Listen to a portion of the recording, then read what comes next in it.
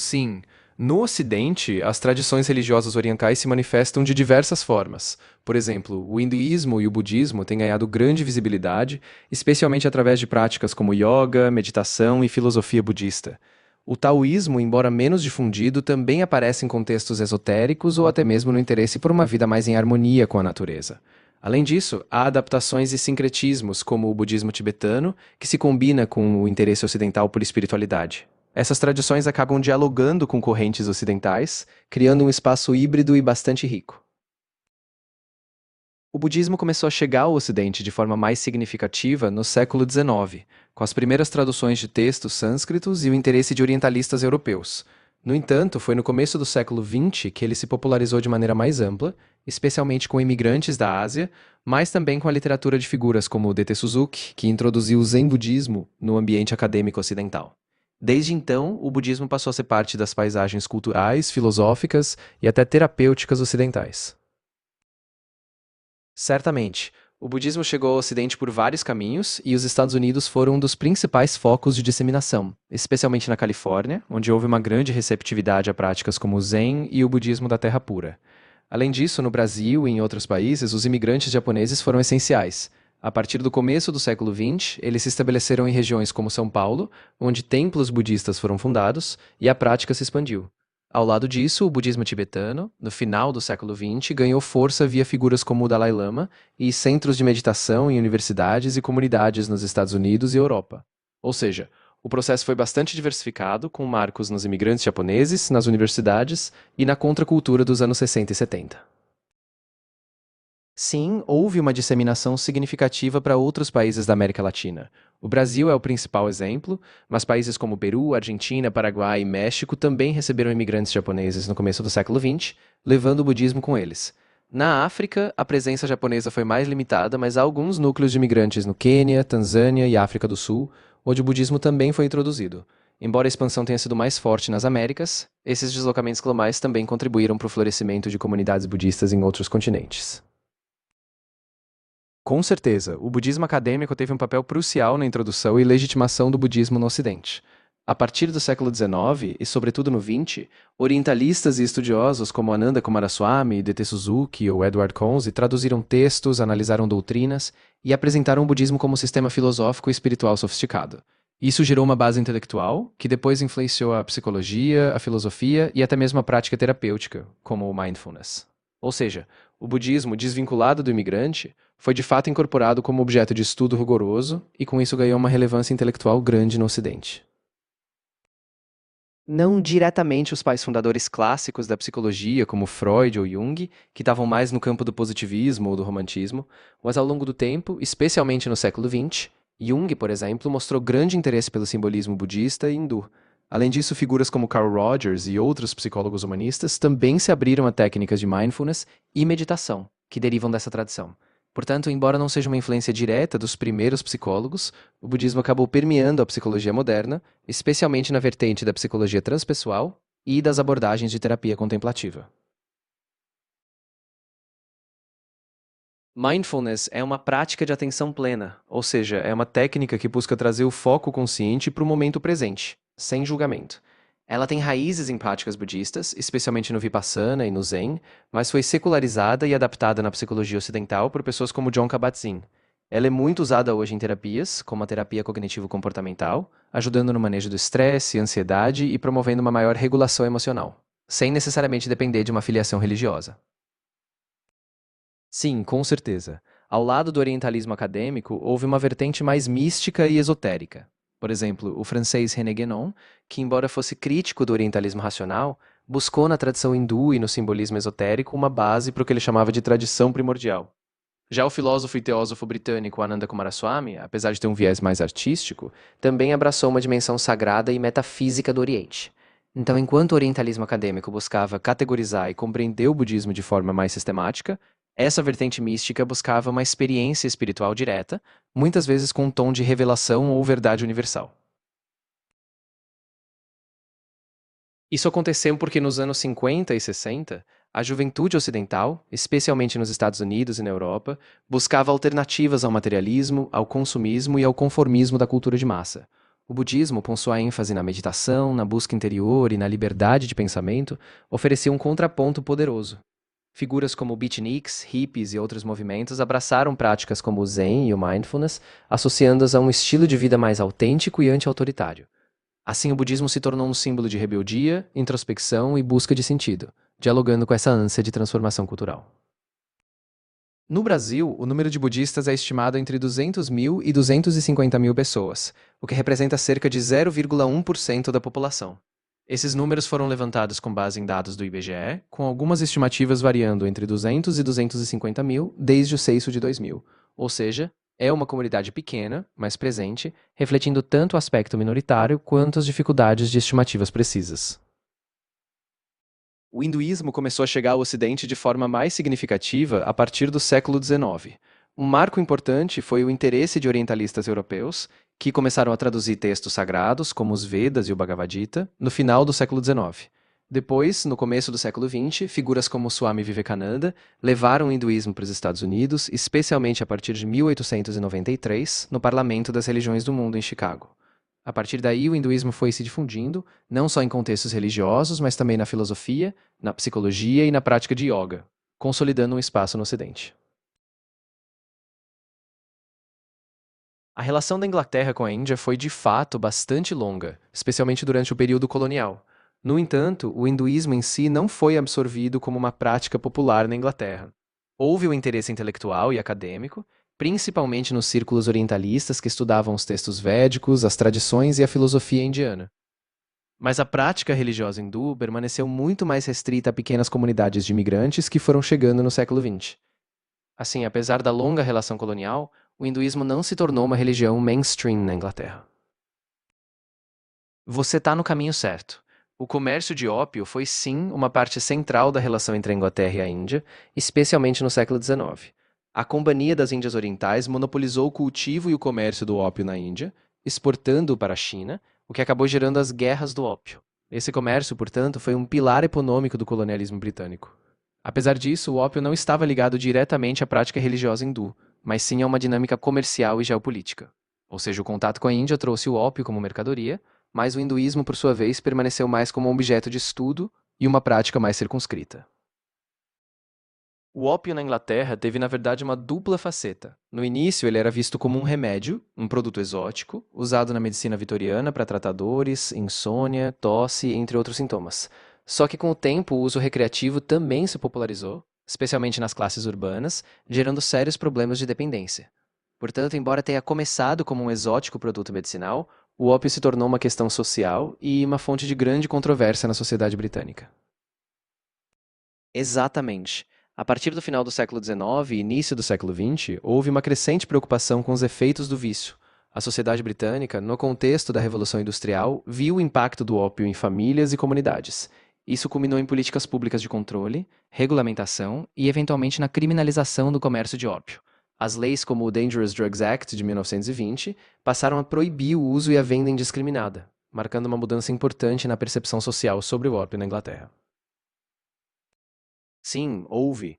Embora o hinduísmo não tenha se tornado uma religião majoritária no Ocidente, ele teve um papel muito relevante, especialmente a partir do século XX. A prática do yoga, por exemplo, se popularizou imensamente, trazendo consigo valores filosóficos do hinduísmo. Além disso, conceitos como reencarnação, meditação e o próprio respeito à diversidade espiritual passaram a ser integrados no pensamento ocidental. Movimentos como a teosofia, como a Helena Blavatsky ou as missões de Swami Vivekananda, ajudaram a criar um ambiente intelectual e espiritual que abriu espaço para práticas hindus, não necessariamente como substituição de religiões, mas como uma riqueza complementar no horizonte espiritual ocidental. Essa é uma ótima observação.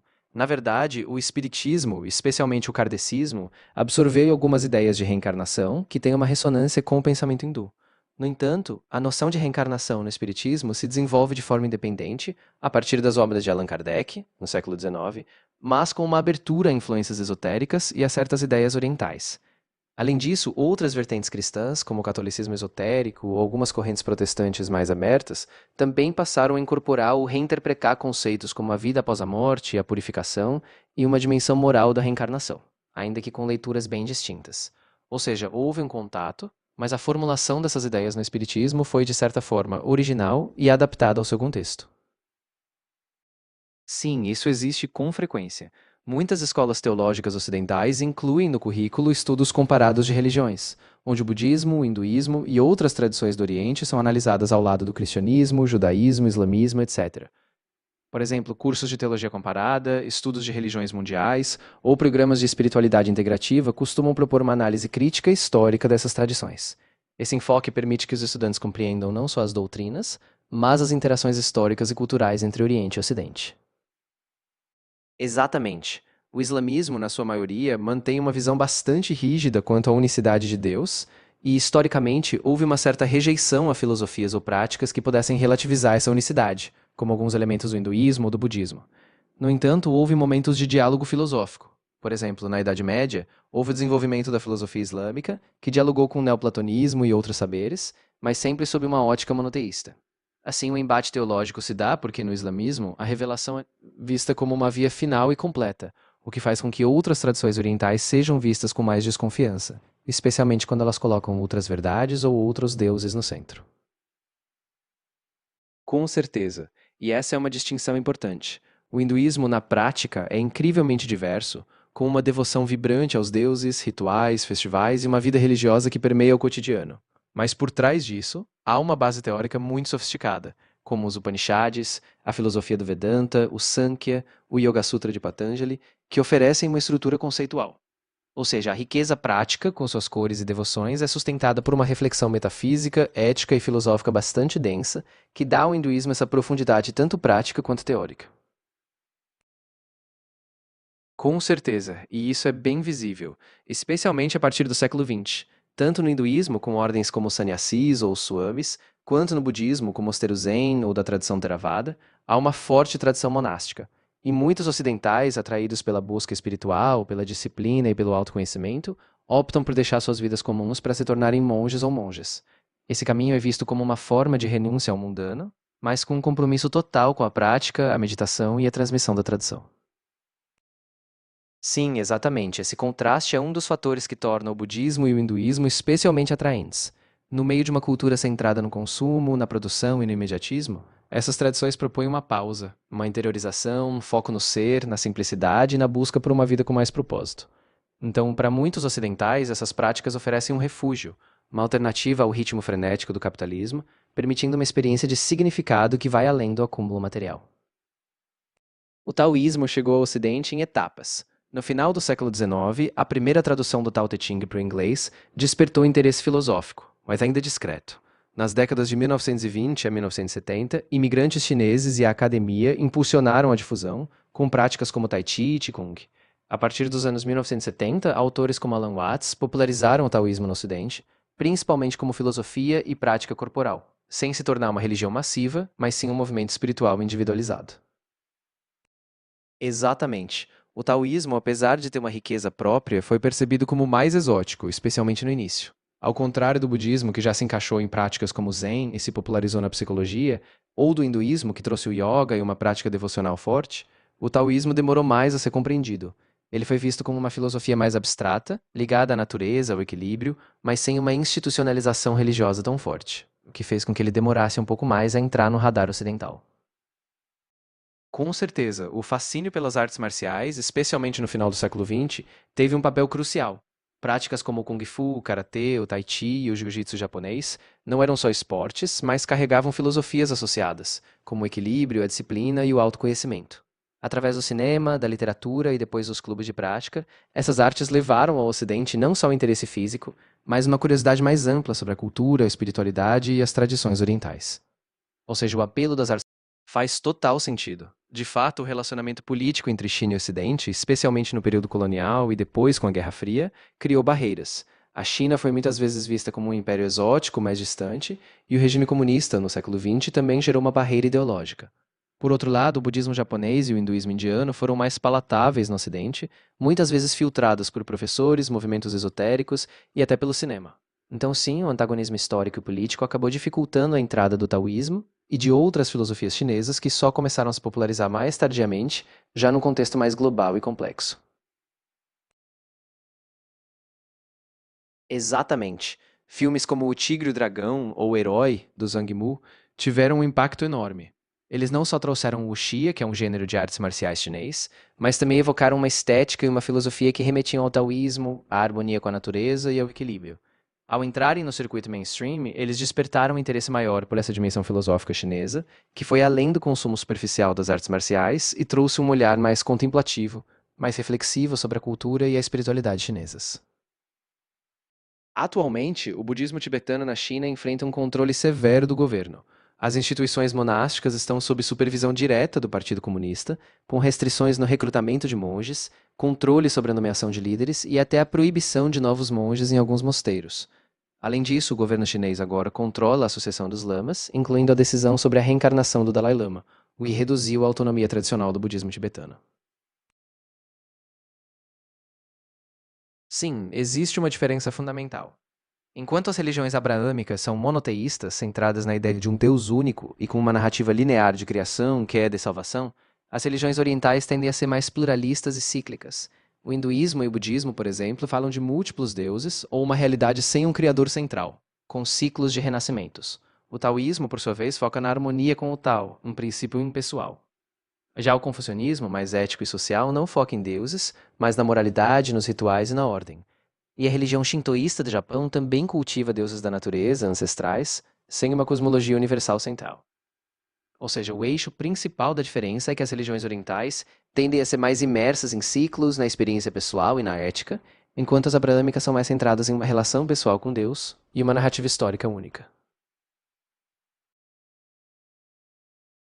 As religiões aborígenes da Oceania, como as dos povos aborígenes australianos, da Polinésia e da Micronésia, têm sistemas de crenças profundamente ligados à terra, ao mar e aos ancestrais, mas enfrentam grandes desafios de preservação.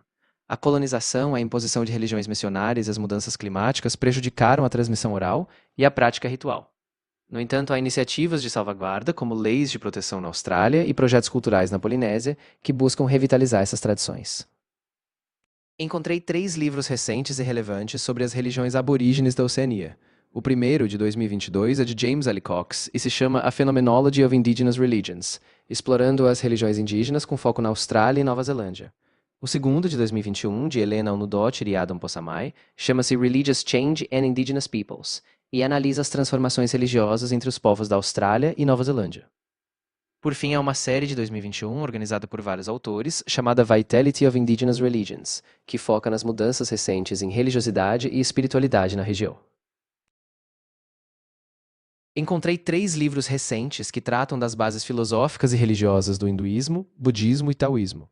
O primeiro é Exploring Hindu Philosophy, de Ankur Barua, publicado em 2023, que explora as correntes da filosofia hindu.